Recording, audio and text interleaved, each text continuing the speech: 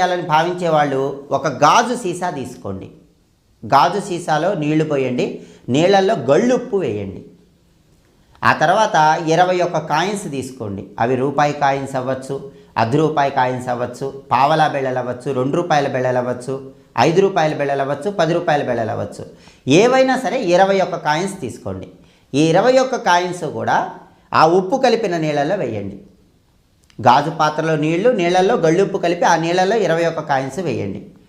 వేసి కొంతసేపటి తర్వాత ఆ కాయిన్స్ తీసేసి వాటిని శుభ్రంగా వస్త్రంతో తుడవండి. ఆ తర్వాత ఆ నీళ్లు మొత్తం కూడా సింకులో పారబోయండి.